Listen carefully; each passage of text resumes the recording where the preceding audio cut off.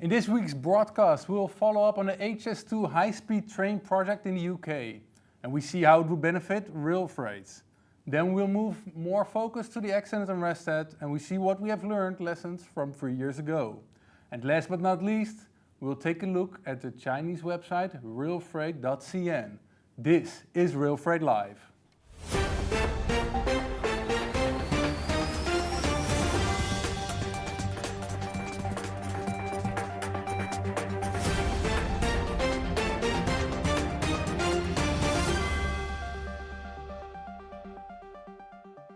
Hello everyone and welcome to this week's Railfreight Live. Despite some sector downturn due to economic factors and the efforts of the coronavirus, we saw some good figures and developments in the rail freight industry this week.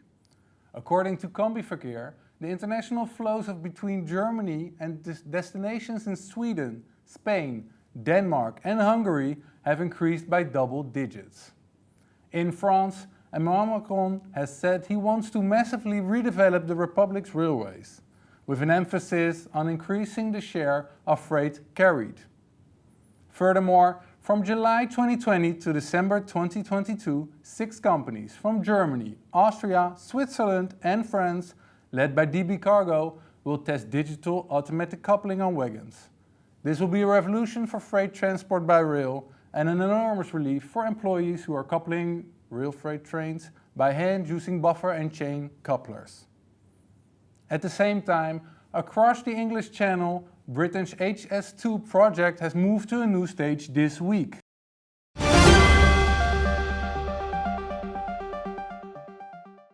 This week, construction works began at London Euston Station, one of the most complex parts of the project. The HS2 project, which connected London and Birmingham, is by far the biggest civil engineering project in Europe.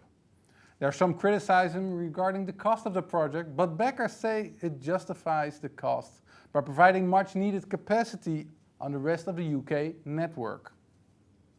On our live connection, we have our UK correspondent Simon Waltham. Simon, are you there? I am indeed, Tari. Simon, welcome. My pleasure.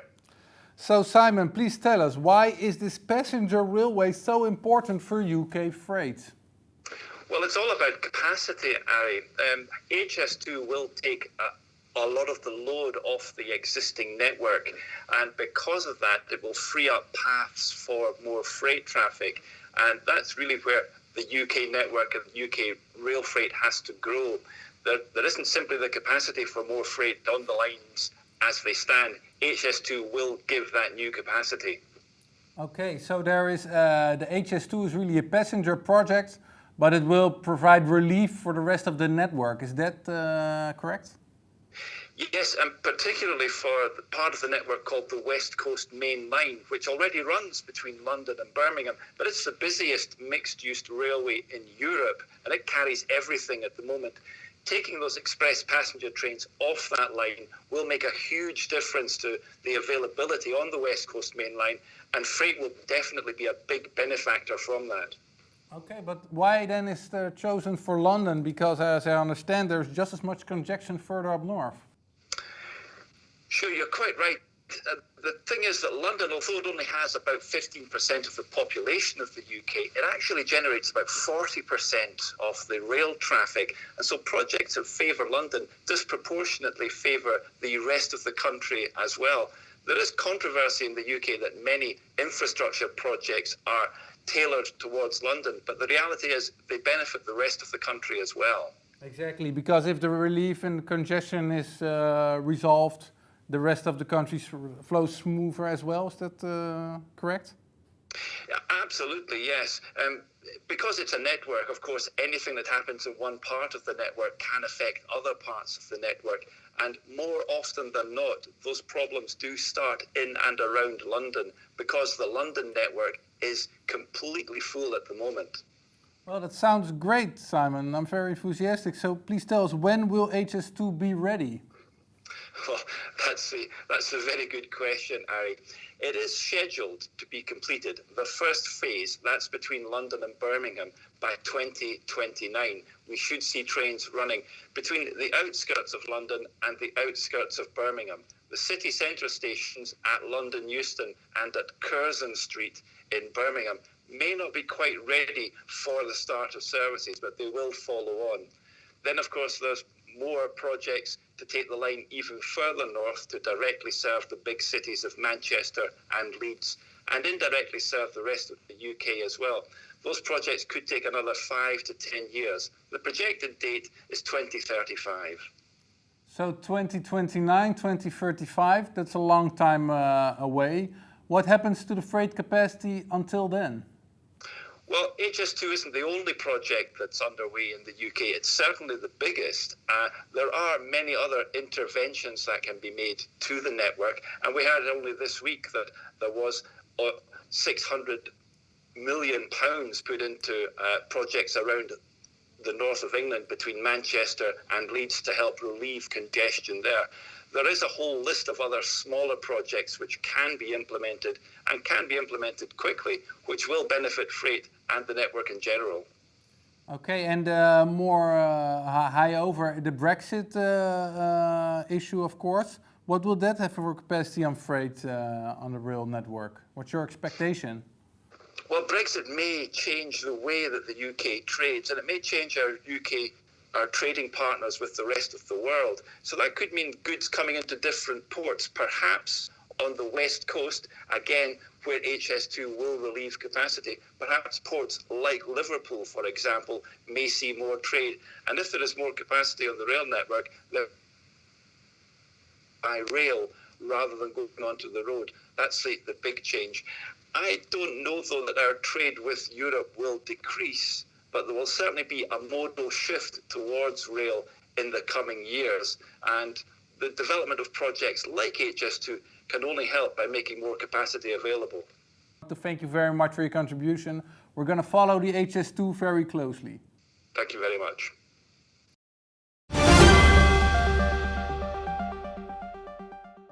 We have Sebastian Wilke, Deputy Director Regional Planning and Associate Upper Middle Rhine on the line. Welcome, Sebastian. Sebastian, can you hear me? Yes, for sure. So welcome. Well, we're going to talk about the Rastaat accident, which happened, of course, in 2017. It's now 3 years ago the accident took place and paralyzed rail freight, of course, in the Rail Alpine corridor, but through whole of Europe, very big delays were happened. Are we in a better position today if disruption of this magnitude takes place? What's your view on that? From my point of view, not really. We still have a lack of redundant infrastructure capacity, and there are still operational frictions at the borders. But what we have now is a better awareness of the issues which were connected to this Rastaat accident. For example, when the construction works to complete the tunnel should have started this summer and were postponed because there are also construction works on the east-west connection to the Stuttgart region, which would be, if something happens, the main infrastructure we would would have been to use for the redirection of the trains from the Rhine Valley. So the start of the completion of the tunnel will be when the network, which would be in case needed as a redundant network, has full capacity. So it's in this autumn, I think. And second example, there were some plans going on for the electrification of tracks, which are not electrified in the moment. So less, not so good for freight trains. And the question, the criteria, if they could be used as a redundant network, was a new criteria in the prioritization of the project. So there's a better awareness from my point of view on the long term, but in the short term, we are in the same situation more or less. Okay, so we're still very vulnerable to accidents like happened at that point.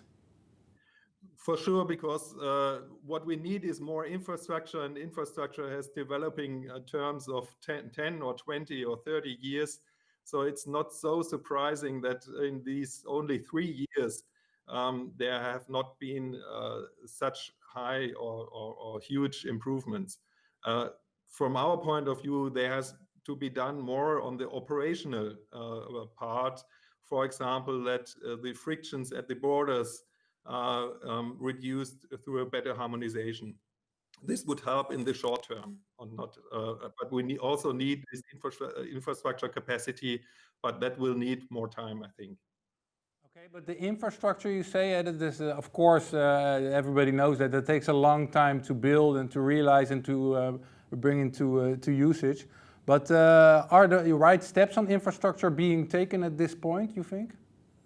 I think that I said the example that the electrification of those tracks who are needed also for freight trains is higher priority than in the past. So I think the awareness is there, and from that, seeing this, I think that there will be improvements in the future.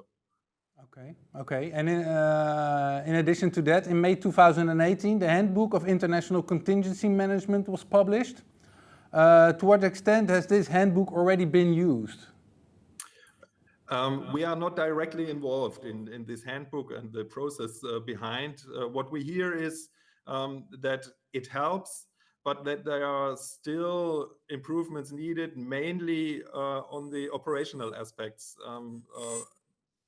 especially at the borders, so that the trains can flow over the borders without any restrictions. Okay. So there's more to do, what we hear. Okay, so primarily it's operational, where we can find the quick wins, in your opinion. Yeah. Okay. And in May, an accident happened on the railway line near Ågen in Germany. Was there a good response to that situation? I think we have to keep some aspects in mind. First of all, the big difference to the Rastaat accident was that there a person died, the train driver, and in Rastaat all the security system worked so that nothing happened to the people on the tracks or the people living near the tracks. So there's a difference. On the second, we have to keep in mind that it were very special circumstances when Ågen, the accident happened, because we had the corona situation, so the traffic demand was lower than normal. On the other hand, the administration was over the limits needed to tackle the pandemic situation. So a very special situation. But what we hear from the operators is that there was a response, and that the redirection concept worked. So the new concept of the DB, the network operator, to tackle big accidents worked, and the trains could be redirected, but only on the German side. So the French tracks could only used for some very few trains because of the aspects of permissions, language skills, and so on. So we have the situation, if you compare the street and the train, if in the train, in the railway sector, you have very high regulation density. On the street, nobody cares if the drivers speak the language of the country they are driving through, and so there's a big unbalanced density of regulations, I think. So I think we have to work that there is a better harmonization in the railway sector, so that the frictions at the borders are reduced, and on the other hand, that there's a better system on the street, higher security level, because we also have a big highway in our region, and there we have accident not only every 3 years, but every 3 days, I think. So do you think we can say that Rastaat and accidents like recently happened, that bring the bottlenecks clear, so we can see where we have to develop further? Could you say it brought the business further together Europeanly, or is that too much said? No, I think it is because the accident showed some issues that the rail freight sector can only solve by cooperation. So from my point of view, I'm not in the rail freight sector. We are working together with them. There's a new awareness of the need of cooperation.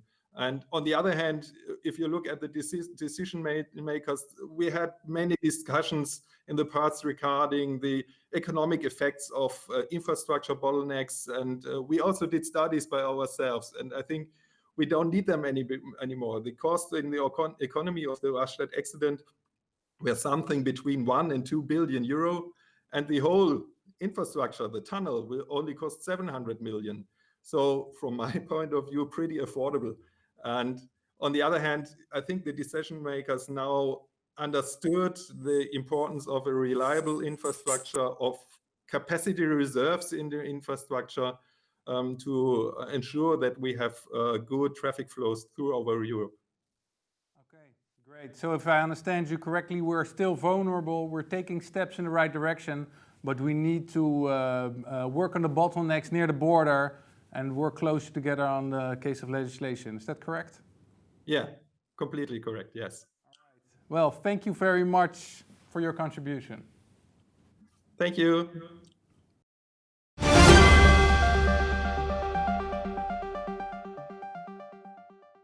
Well, then we'll move on to our next point on the agenda, which is why I have my colleague here, Jailu, who is managing the account of Railfreight CN, our new website and the sister website of railfreight.com. Jailu, welcome to the studio. Glad to be here as a guest this time. Why did we publish Railfreight CN? It's actually a long story that this idea originated from the backstage of Railfreight.com, the traffic. Railfreight.com was established in 2016. And with the time growing up, and we see more and more traffic and more industry colleagues keeping an eye on the development of the international rail sector. And among all the interests, we easily saw like top 10 articles are always China related. So at that stage, we feel like there is an information demand from the market that we needed to fill in. But what we haven't saw is that the demand is the same in China. I always hear from the colleagues from forwarder logistic companies saying that it's very difficult to communicate with the Chinese partners, Chinese colleagues in China because they have a different habits of readings and habits of using the connections. For example, Chinese are not opening their emails regularly. They look for information, but they don't look at it through desktop. They don't look at it through website.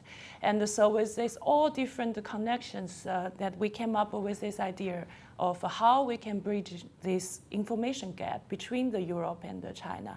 We're sort of having, a platform, Railfreight.cn, which is user-friendly in the mother tongue language in Chinese, but also it is not only just a website, it's a combination of social media channels and the website together.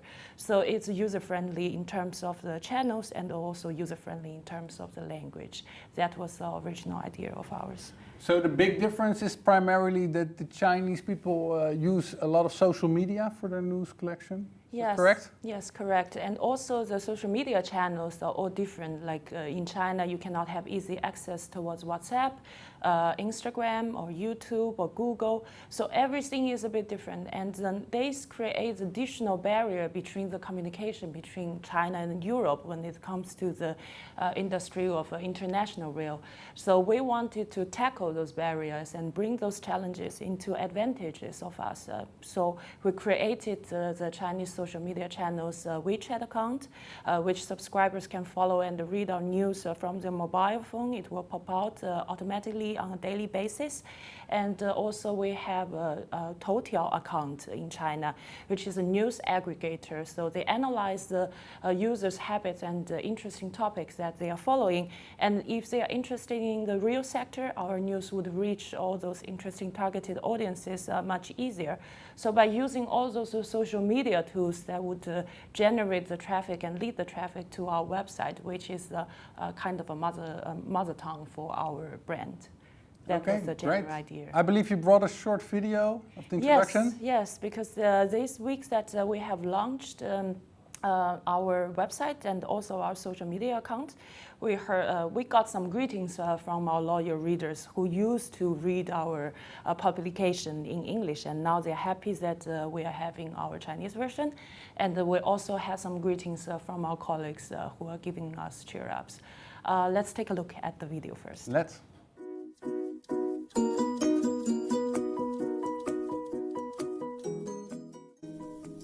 Naturally, I'm very thrilled to see the launch of our Chinese website. As the editor-in-chief of Railfreight.com, it's my dream to have the website translated into Chinese.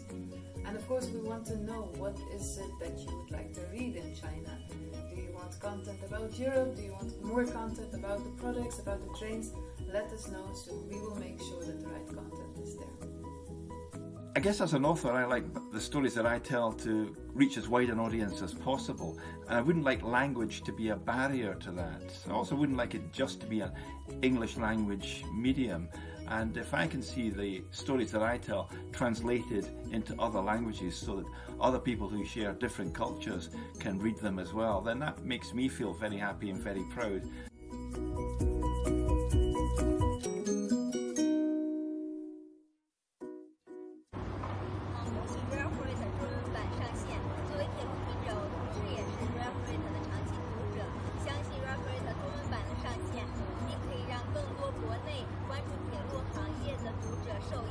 这段时间以来，我人在欧洲，但是我一直都在 Railfreight.com 这个全英文的网站上面查找非常多有关于铁路方面的重要资讯，是非常实用的一个网站。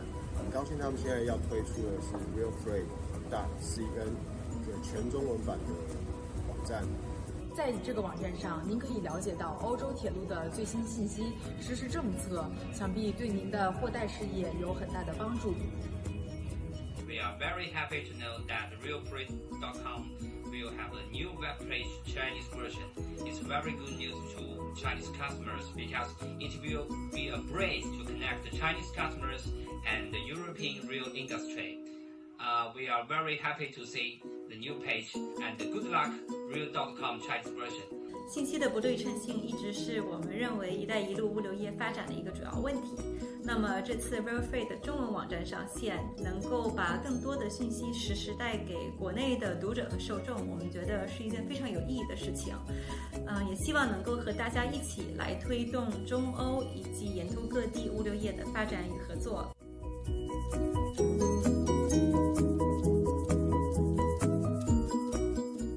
Railfreight.cn 的基地位于荷兰鹿特丹，我们致力于从欧洲的视角出发，解读全球铁路货运这个行业，为我们的读者提供更全面、更丰富、更多元的行业资讯。同时，不同于国内大多数的综合性的 B2B 平台，我们致力于铁路货运这个垂直细分领域，术业上的专攻使我们的分析更加深刻，见解更加透彻。我们的优势不仅在于对于欧洲市场的独到见解，并且在于我们的观点是相当中肯中立的。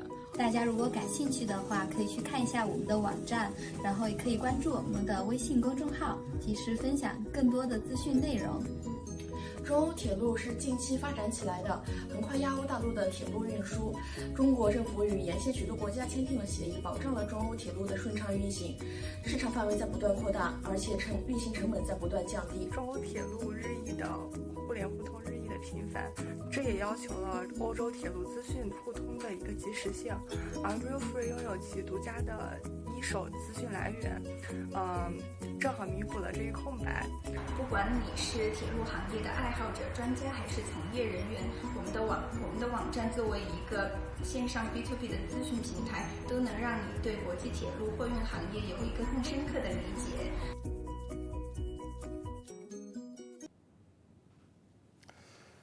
So, Jailu, thank you for that video. Thank you. What's the next step for Railfreight CN? What are your ambitions? Right now that we are basically having the sister publication, so translating all the content from Railfreight.com into Chinese to fit the Chinese readers.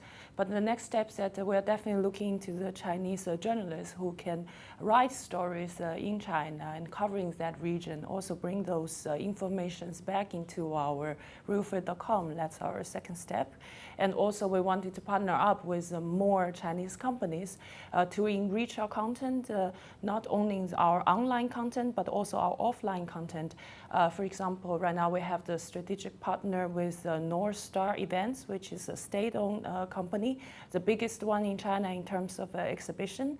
And about this year's November the 10th and 11th, while we are having our European Silk Road Summit in Amsterdam, they also have the Sister Paralight Summit in Chengdu. So for the first time that our European Silk Road Summit would be a Paralight Summit spontaneously happening in 2 locations, which means that if the European colleagues in the industry wants to participate in China, they don't have to go travel to China during the Corona time, and they could come to Amsterdam and join our summit. And we have these 2 dedicated hours that the 2 industries can spontaneously talk with each other with translation available. And so in this way that we hope it's our first step to bring 2 industries closer with each other. And secondly, judging from my experience, that I got a lot of requests from China about companies who provide services in rail industry, because there isn't any tool that they could look for those companies. Questions like, where can I get the gas measurement around Augsburg? Which companies that they rent the temperature controlled containers? All those specific questions. And so for the next steps that we wanted to list all those suppliers by category and put it online. We call it a Rail Dictionary. So it will be available both in Chinese and also in English, in this way that the colleagues around this industry can search the suppliers that they needed from our dictionary. And that will be launched very soon. Okay. So a lot of developments happening, yes. Very exciting. Thank you very much for telling us all about it. We're very going to follow it. Thank you. And with that, we have come to an end of this week's Railfreight Live. Please subscribe to our YouTube channel. Follow our website for the latest news of industrial international railway. And we look forward to seeing you next week. Bye-bye.